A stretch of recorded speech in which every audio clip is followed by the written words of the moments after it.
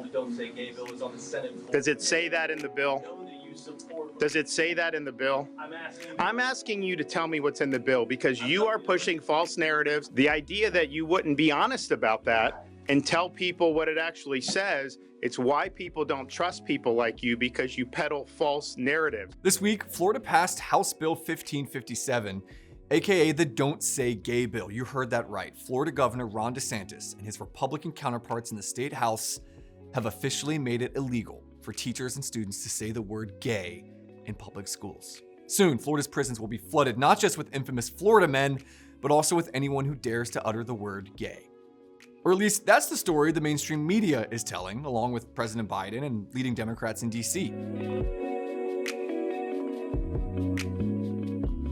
But what the media fails to mention is that the bill leaves out one very important word: gay. It literally doesn't say a single thing about the word gay, and it certainly doesn't threaten anyone who uses that word. The bill is actually quite different from how it's being described by the media propaganda that many of you have probably seen. And in response, many on the right have dubbed it simply an anti-grooming law. In reality, the bill is, quote, an act relating to parental rights and education.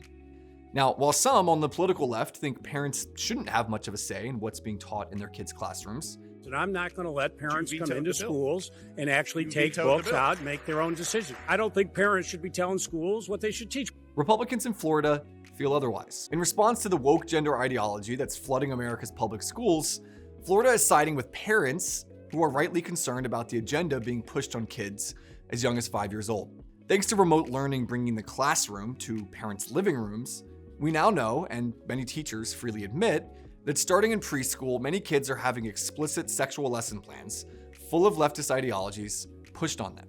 We do have a flag in the class that you can pledge your allegiance to. And he looks around and he goes, "Oh, that one?" So today was our first day back from spring break, and I told all my students that my pronouns are they, them, and that my honorific is mix. Put simply, this bill wants to prevent any teacher, woke or not, from pushing sexual content on kids, regardless of how that teacher personally feels about LGBTQ issues. If you actually read the bill, which again, most media outlets and social media influencers clearly didn't, it says, quote, classroom instruction by school personnel or third parties on sexual orientation or gender identity may not occur in kindergarten through grade 3 or in a manner that is not age appropriate. So if you think 5-year-olds really need to take time away from learning to read so they can hear about transgenderism and the hundreds of gender identities they can choose from, this bill is probably going to upset you, because it won't be allowing that. The parental rights bill will instead reinforce, quote, the fundamental right of parents to make decisions regarding the upbringing and control of their children.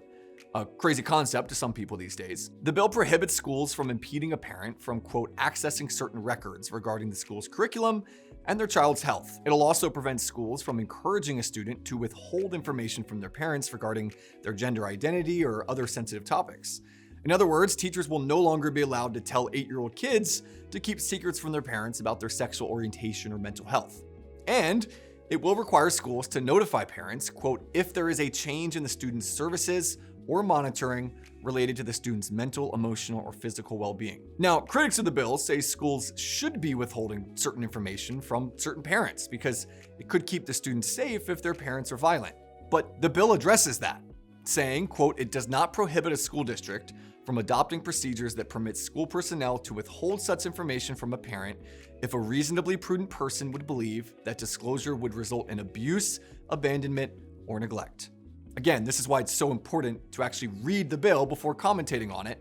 And despite the media repeating the leftist created term "don't say gay" to describe the bill, nowhere in the legislation is that word even used, though the word parent is used 32 times. The legislation instead zeroes in on parental notification and parental awareness of what children are being taught or exposed to in school. It essentially serves as a rebuttal against the progressive worldview, which says that children are more the property of the state than actual human beings cared for by their own parents. We have never invested as much in public education as we should have because we've always had kind of a private notion of children. We haven't had a very collective notion of these are our children. So part of it is we have to break through our kind of private idea that kids belong to their parents or kids belong to their families and recognize that kids belong to whole communities. Spelling out in clear terms a parent's rights and not teaching 5-year-old children about sex, especially leftist notions of sexual identity, should be simple enough ideas to get behind, right? Florida's lawmakers thought so. The state Senate approved the bill 22-17, and the House approved it 69-47. But as you've seen, the legislation was immediately hit with a tidal wave of progressive propaganda. If you read mainstream media outlets and their reporting on the bill, you'll see the same phrase, "don't say gay," repeated over and over and over again. President Biden himself got in on the action, condemning the bill, telling the LGBTQ community that he has their back. The White House called it an attempt by conservatives to make growing up, quote, harder for young people, while the Department of Education warned Florida that schools receiving federal funding must follow federal civil rights law. Activists are playing the same tune. Florida Democrats rolled through the state capitol building shouting gay, gay, gay in response to the legislation.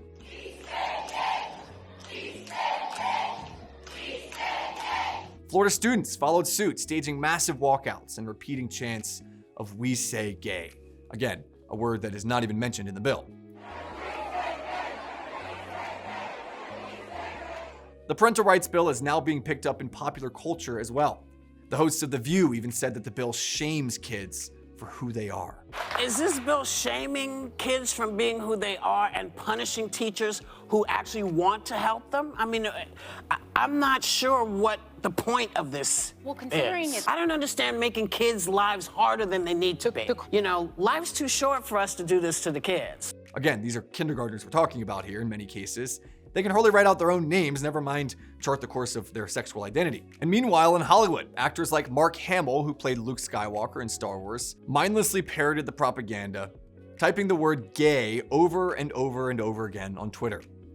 As one wise Jedi said, "The ability to speak does not make you intelligent." So where's the voice of reason in this whole mess? Well, as has often been the case this year, it's with Florida Governor Ron DeSantis.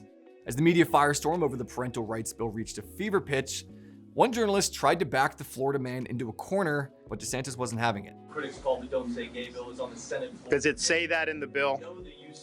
Does it say that in the bill? I'm asking you to tell me what's in the bill because you are pushing false narratives. It doesn't matter what critics say. Hold on. It says it bans classroom instruction on sexual identity and gender orientation. For who? For grades pre-K through 3. The idea that you wouldn't be honest about that and tell people what it actually says, it's why people don't trust people like you, because you peddle false narratives. We're going to make sure that parents are able to send their kid to kindergarten without having some of this stuff injected into their school curriculum. And the Daily Wire's own Matt Walsh has also been leading the charge against the woke propaganda, saying, quote, "There is no bill in Florida forbidding students or teachers from saying the word gay. That doesn't exist. Nothing like it exists. Not at all. Not remotely. What does exist is legislation preventing teachers from sexually indoctrinating preschoolers." Sounds like he actually read the bill, unlike the people that are calling it the "Don't Say Gay" bill. He pointed out that the left is so determined to sexually indoctrinate your kids, they're treating this like the apocalypse. And that's exactly what they're doing. They want to demonize anyone who supports the law and make it seem like anyone who's against sexual education for young children is a prude or simply driven by their homophobic or transphobic worldviews. There is nothing evil or prudish or hateful about not wanting 5-year-olds having a woke sexual worldview forced on them. There's nothing wrong with questioning what your children are learning about deeply controversial and personal ideas. The real question is why they're pushing so hard to share those ideas with young children. Ask yourself who the evil ones really are in this equation. I'm Cabot Phillips with the Daily Wire. Thanks for watching.